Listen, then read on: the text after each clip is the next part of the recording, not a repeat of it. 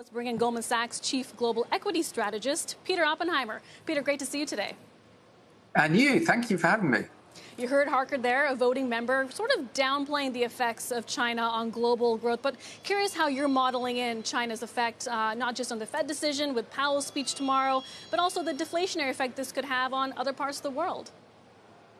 Well, absolutely. I mean, China is clearly going through some weak cyclical factors and some major structural headwinds to growth, to the extent that it is actually having more of a disinflationary effect on the Chinese economy that is helping to offset some of the more inflationary pressures that we've been seeing in many of the Western economies. And to that extent, from a global perspective, I think it's a reasonably positive factor.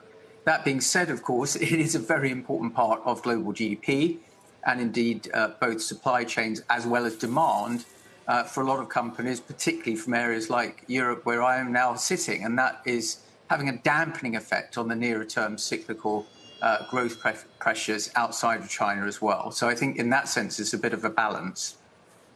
It's been a tough month for global stocks, not just the S&P 500, but Europe, China underperforming. If the economy here in the U.S. still moves in a direction where it's growing, but that also elevates the risk of higher inflation, how does that complicate efforts by central bankers in Europe and Japan, not to mention? Well, I think this has largely been our central view for some time, that economies are more robust than perhaps many investors had assumed. We don't expect recessions, particularly in the US or really elsewhere, given strong labour markets still and also pretty strong private sector balance sheets. On the other hand, while inflation is coming down, it's probably not coming down quickly enough to trigger the kind of interest rate cuts that financial markets have been pricing in.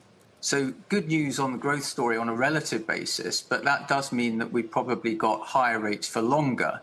And that, of course, is having a differential effect across different types of markets and different kinds of industries. But I think the increasingly pricing in the prospect that rates may need to stay higher for longer is really part of what's triggered this recent pullback in equities.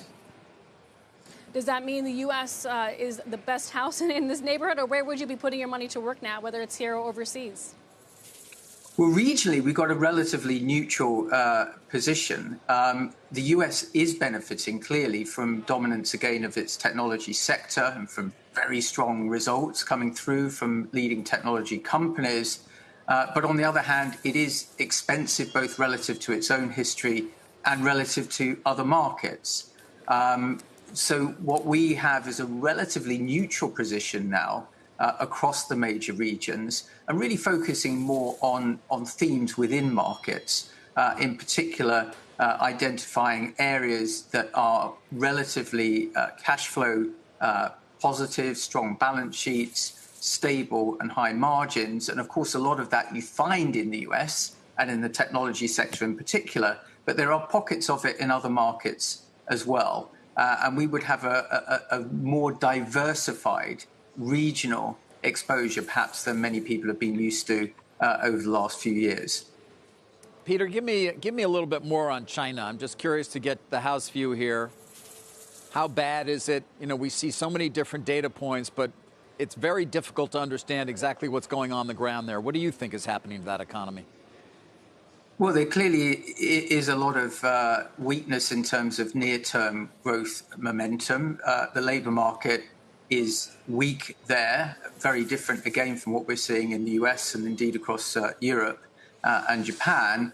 And we do expect to see more policy easing. We've lowered actually our 2023 and 2024 China's policy rate forecasts to 1.7% because we do expect more easing measures to come through in the coming months to, really counteract this persistent growth headwind.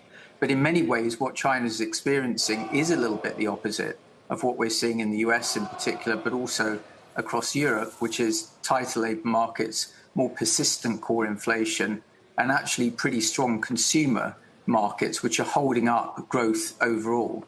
And I think the focus in China will be on trying to moderate policy to sustain growth, but it will probably remain on a much weaker path over the medium term.